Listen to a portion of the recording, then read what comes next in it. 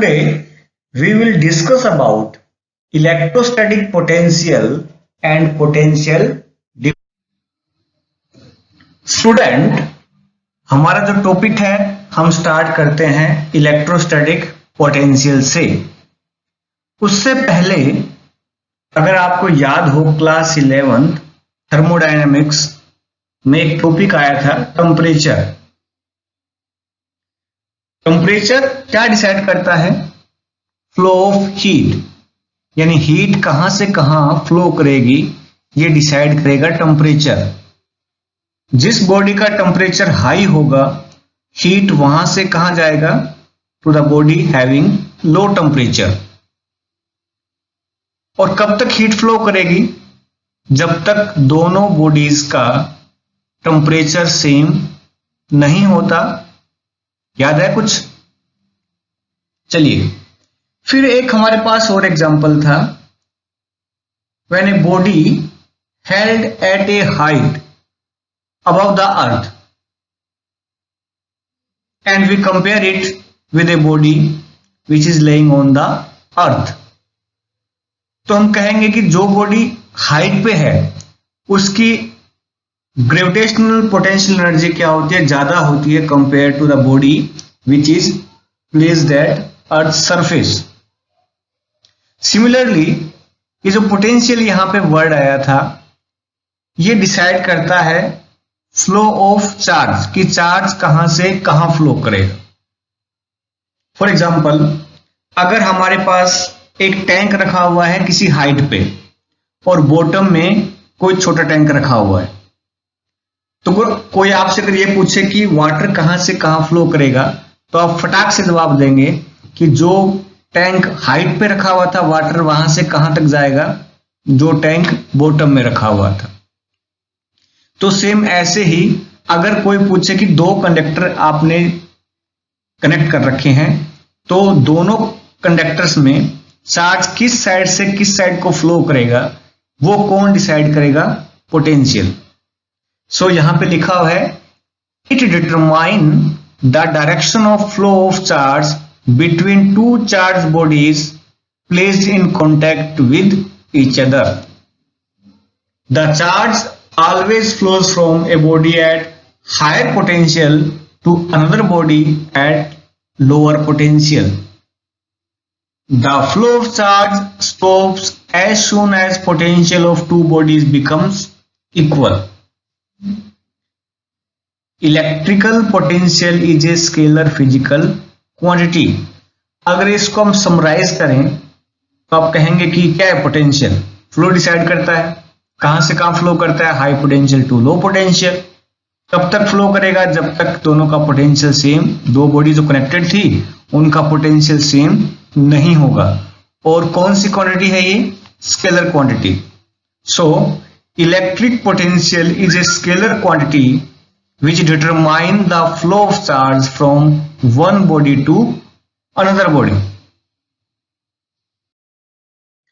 Now how we define electrostatic potential. Suppose there is a charge capital Q. ठीक है, एक charge था capital Q। उसके electric field में एक पॉइंट है A जहां पे आपको कैलकुलेट करना है पोटेंशियल। कहने का मतलब एक सोर्स चार्ज Q है, उस सोर्स चार्ज Q के इलेक्ट्रिक फील्ड में एक पॉइंट है A जहां पे आपको कैलकुलेट करना है पोटेंशियल। तो आपको amount of work done find करनी पड़ेगी। अमाउंट ऑफ वर्क डन कहां से कहां? From infinity to that point. किसके लिए? For unit positive charge means +1 coulomb charge के लिए जो अमाउंट ऑफ वर्क डन होगी from infinity to that point, वो अमाउंट ऑफ वर्क डन उस पॉइंट पर पोटेंशियल के इक्वल होगा। कहने का मतलब, दोबारा सुनिए, कि जिस पॉइंट पे आपको फाइंड करना है पोटेंशियल वहां तक का वर्क फाइंड करना पड़ेगा। कहां से स्टार्टिंग करनी पड़ेगी? From infinity. किसको ब्रिंग करना है? यूनिट पॉजिटिव चार्ज को। So we can say that work done in bringing a unit positive charge from infinity to any point in electric field is defined as potential of point. Okay, and the SI unit of potential is volt. अब suppose a test charge Q naught is bringing from infinity to a point A.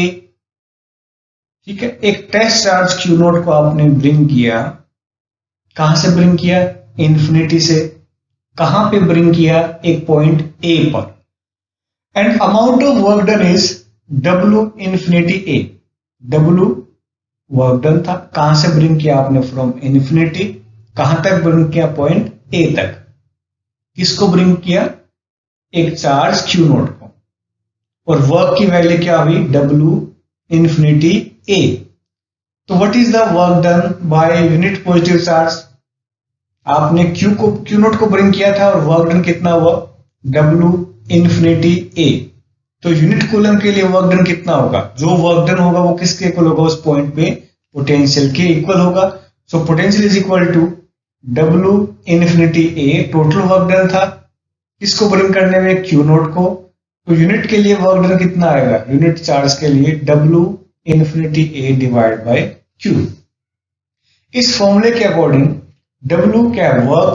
Work का unit क्या होगा? Joule. Q क्या है? Coulomb. Charge की unit coulomb होती है तो कूलम आएगा यूनिट. तो वोल्टेज का वैल्यू क्या होता है? Joule divide by coulomb. Joule upon coulomb भी किसका यूनिट है? पोटेंशियल का यूनिट है. उसको हम क्या कह सकते हैं? वोल्ट कह सकते हैं. So 1 joule upon 1 coulomb is equal to 1 volt. तो 1 वोल्ट कब होगा? जब 1 जूल वर्क हो. कहां से कहां तक? इन्फिनिटी से एक पर्टिकुलर पॉइंट तक. किसको ब्रिंग करने में? 1 कूलम चार्ज को. तो उस पर्टिकुलर पॉइंट पे पोटेंशियल भी कितना होगा? 1 वोल्ट होगा. So if work done in moving a 1 coulomb positive charge from infinite to any point in the electric field is 1 joule, then potential of that point said to be 1 volt. In CJ system, the unit of potential is state volt.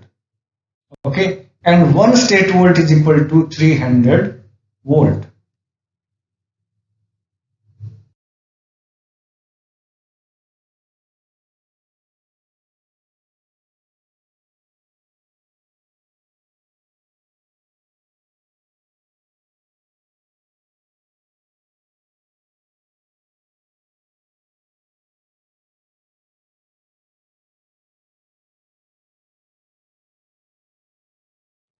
Next topic is electric potential difference. Suppose plus Q is the source charge and in its electric field there is a point A. At point A there is a charge Q naught known as test charge. Okay. If we bring test charge Q naught from point A to point B. सुनिए, इस test charge Q note को कहां से कहां bring किया आपने? Point A से B. And amount of work done is WAB. WAB work done था किसको ब्रिंग करने में? Q नोट चार्ज को ब्रिंग करने में फ्रॉम पॉइंट A टू B. तो यूनिट चार्ज के लिए वर्क की वैल्यू क्या होगी? Q नोट चार्ज को ब्रिंग करने में वर्क की वैल्यू थी WAB. तो यूनिट चार्ज के लिए वर्क की वैल्यू होगी WAB divide by Q note. वो वैल्यू उन दोनों पॉइंट के बीच का होगा potential difference. So VB minus VA, that is potential difference between point B and point A, is WAB, that is the work done from point A to point B, divided by Q naught. So the potential difference between 2 points in an electric field is defined as the amount of work done in moving a unit positive charge from one point to other point against the electrostatic force. We know that amount of work done dW is equal to F vector dot dl vector. Since force is opposite to the direction of motion of test charge, so we put the value of force is minus q naught E vector dot dl vector. But in this case, we bring test charge from point A to B. So total amount of work done by external force in moving a test charge from point A to point B is integration from point A to point B dw. ये value आपने place की तो q note RA to RB E dot dl. But by the definition of potential, VA minus VB, VV minus VA is equal to WAB divided by Q naught. जब आप value put करेंगे यहाँ पे तो Q naught से Q naught cancel and we get potential difference is equal to minus RA integration RB E dot dl. So we can say that the negative of line integral of electric field between any two point is equal to the potential difference. किसका integration है? Electric field का. कौन सा integration है? Linear integration है. Between any two point electric field, between any two point in electric field is equal to potential difference between these. Potential के लिए कुछ की पॉइंट्स हैं. Number 1, it shows that no work is done in moving a unit positive charge over a closed surface in an electric field, that is, electrostatic force is a conservative force in nature. अगर किसी close path में हम move करवाएं charge को तो work done की value 0 होगी. कहने का मतलब इस बात से आप प्रूव कर सकते हैं कि electrostatic force is a conservative force. Second, electrostatic potential is 0 at infinity. Third is at equal distance from a point charge V, यानी कि potential is same, therefore V potential due to a point charge has spherical symmetry. अगर कोई point charge है, उस point charge से equal distance हम लें, उस पॉइंट पर पोटेंशियल की वैल्यू भी क्या होगी? सेम होगी. तो हम कह सकते हैं कि पॉइंट चार्ज के पास क्या है? Spherical symmetry.